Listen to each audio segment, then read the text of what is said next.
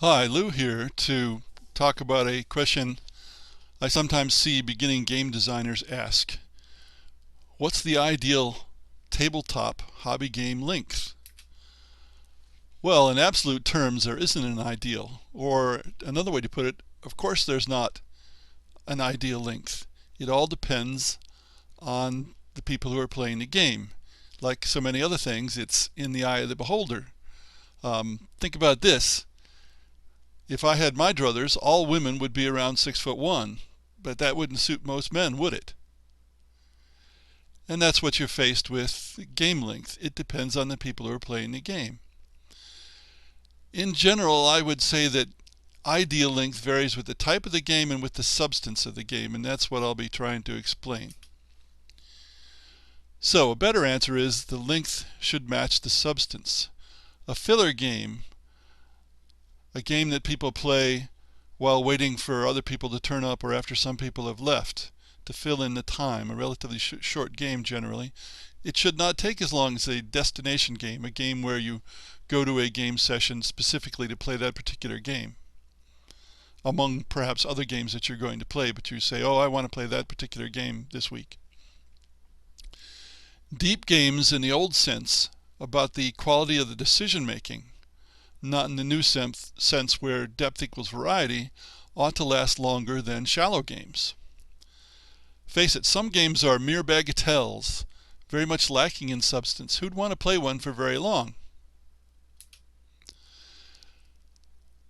Another way to put this is that when the game becomes samey, doing the same thing over and over, with no significant change in the circumstances, no change in what the player must think about, it's too long.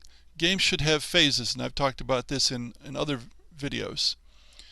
They should change in some way, unless they're quite short, so that it's a journey that changes along the way rather than the same thing all the way through. We can also talk about engagement. Some people like games where they're constantly engaged, constantly involved in the game. It's one reason why single-player video games are popular, because they tend to be constantly active. There are other people who like games where they can do something other than play, where they can talk with other people, where they can get a snack, where they can visit the restroom, and so forth. So this often affects the preferred length of the game. Games that strongly engage a player are going to tend to have more substance. There's more for the player to be involved with. Take the example of family games. They're usually designed so that the younger kids in the family can win occasionally. Otherwise, they might not be interested in playing. But the younger kids in the family are probably not paying attention much of the time, because that's the nature of younger kids. So these games are often designed with catch-up mechanisms, so the player who hasn't really bothered to pay attention for half or two-thirds of the game can still have a chance to win. There are other kinds of games, such as many war games, where you snooze, you lose. You have to pay attention throughout, or you're not going to succeed. I wish I could generalize more confidently about how these attitudes, whether you need to pay attention constantly or whether you can half pay attention, affect ideal game length. I don't know.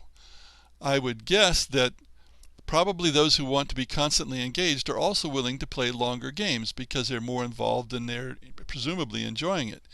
And those who aren't heavily engaged prefer shorter experiences because they're not enjoying it all that much, or they might pay more attention.